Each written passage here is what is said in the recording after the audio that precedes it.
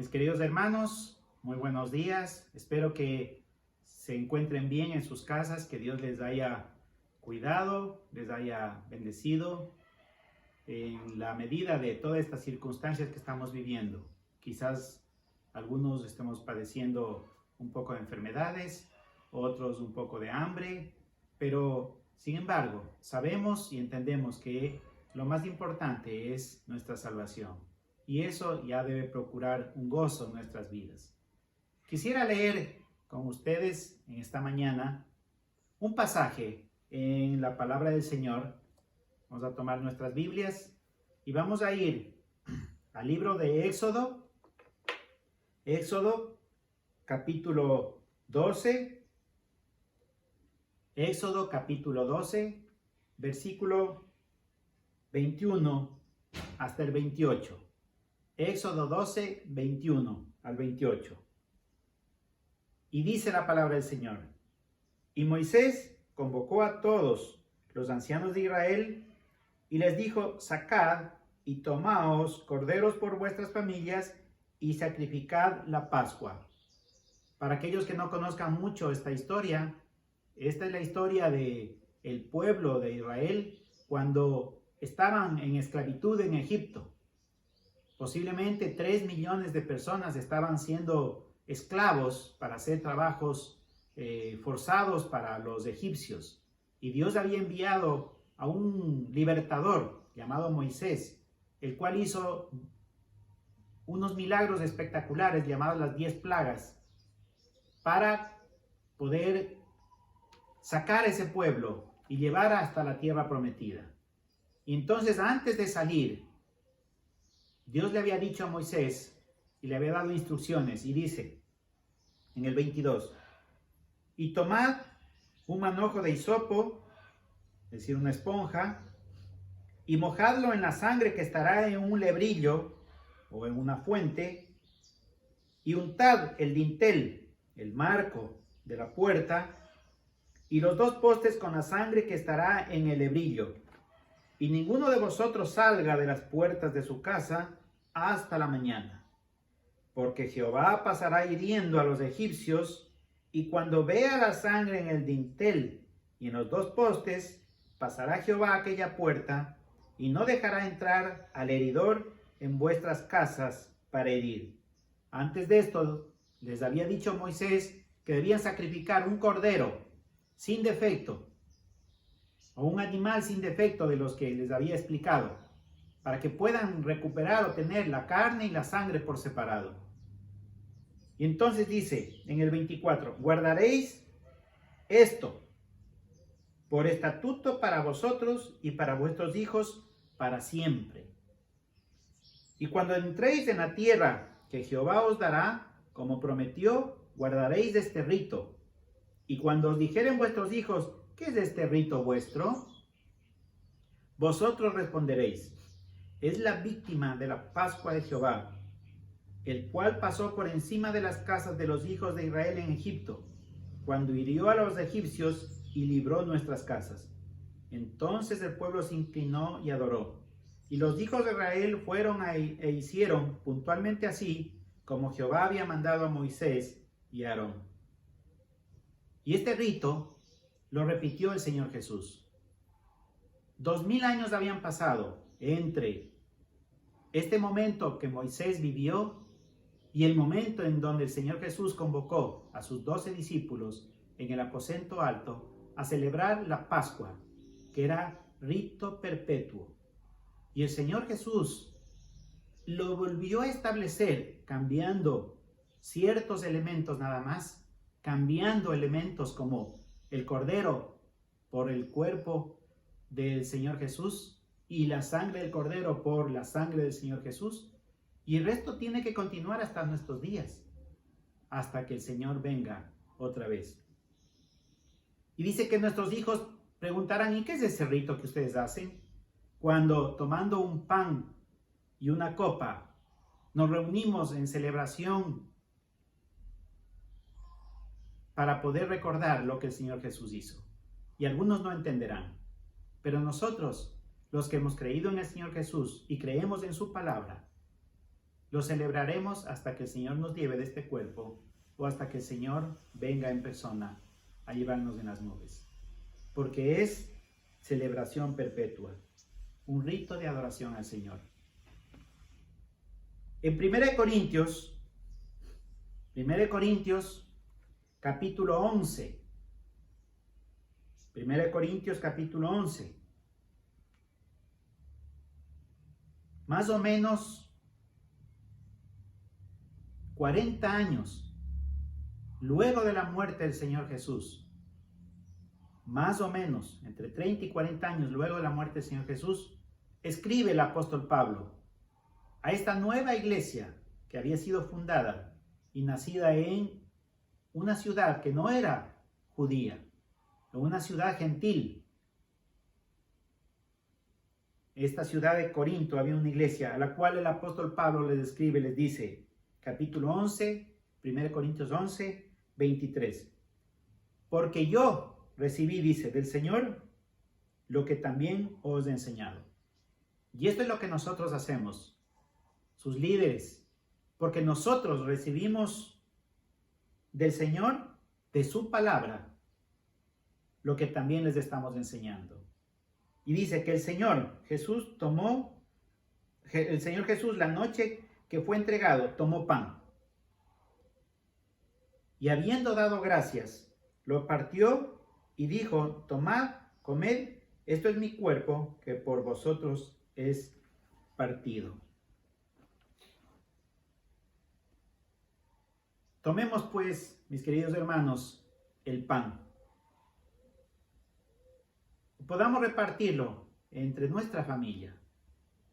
Todos aquellos que sí pueden cenar, todos aquellos que han aceptado y creído en Cristo Jesús y han aceptado como su Salvador, y todos aquellos que han obedecido el mandato del bautismo, ese testimonio público de salvación, para que podamos cenar. Entonces tomámonos el pan y vamos a orar por él. Amado Señor Jesús, gracias le damos, Señor, porque un día nos escogiste, porque un día nos llamaste, porque un día, Señor, viniste así como Moisés, como el libertador, para libertarnos de la esclavitud, pero no de la esclavitud de un pueblo, sino de la esclavitud del pecado. Aquello que nos tenía, Señor, sujetos a hacer todo aquello que ni nos gustaba, ni te gustaba a ti, pero que no podíamos hacer otra cosa. Gracias, Señor, porque nos liberaste.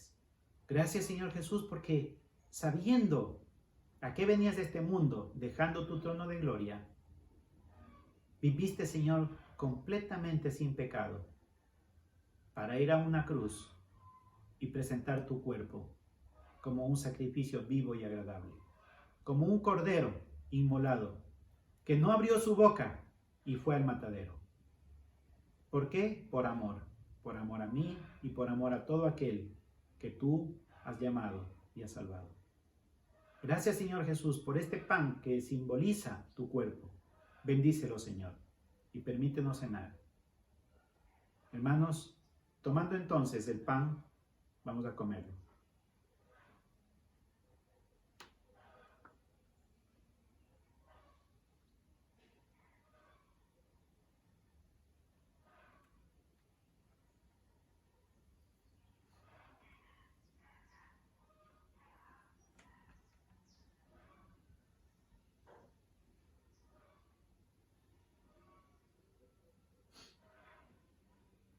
En el mismo capítulo 11 de Corintios, versículo 25, dice el apóstol Pablo, ¿qué es lo que él recibió? Dice que asimismo tomó también la copa, después de haber cenado, diciendo, esta copa es el nuevo pacto en mi sangre. Haced esto todas las veces que la bebiereis en memoria de mí. Así pues, todas las veces que comiereis este pan y bebiereis esta copa, la muerte del Señor Jesús anunciáis hasta que Él venga. Este nuevo pacto, o compromiso, o escritura notariada, para entenderlo mejor, Este nuevo pacto es un pacto incondicional. Significa que solo debemos creer y recibir ese regalo gratuito que es el perdón de pecados, aquello que nos lava. ¿Y cómo somos lavados? Pues con la sangre de nuestro Señor. Esa sangre nos cubre y eso permite que sea la nueva vestidura, el nuevo vestido con el cual Dios nos mira. Porque no mira nuestro pecado, nuestra vieja naturaleza que aún sigue contaminándonos y pecando, sino que mira la sangre de nuestro Señor y pasa por alto la mortandad y nos llevará a la vida eterna. Tomando entonces la copa, vamos a dar gracias por este símbolo, la sangre de nuestro Señor. Señor Jesús, amado, que estás en los cielos. Tú, Señor, que estás ya a la diestra de nuestro Padre Celestial. Pero que antes de eso, Señor, tuviste que estar en un momento horroroso en la cruz. No por todo el sufrimiento que debió haber significado esos momentos, el dolor, las espinas, la espada, la lanza. No, Señor, tu mayor dolor fue cargar el pecado mío. Tu mayor dolor fue sentir el abandono de tu Padre Celestial, nuestro Dios eterno, en un momento para poder hacer su vista a un costado y dejar que tú murieras por un pecado que no cometiste. Ese fue el mayor dolor. Por eso dijiste, Dios mío, ¿por qué me has desamparado? Pero Dios te desamparó, nuestro Padre te desamparó por mí. Gracias, Señor Jesús. Gracias por este símbolo. Gracias porque nos permite recordar el pacto perpetuo, inviolable y fiel de que seremos salvos. Ahora te queremos pedir, Señor, que bendiga esta copa en cada uno de nuestros hogares. En tu nombre, Señor Jesús, oramos. Amén. Pues tomando entonces la copa, vamos a servirnos.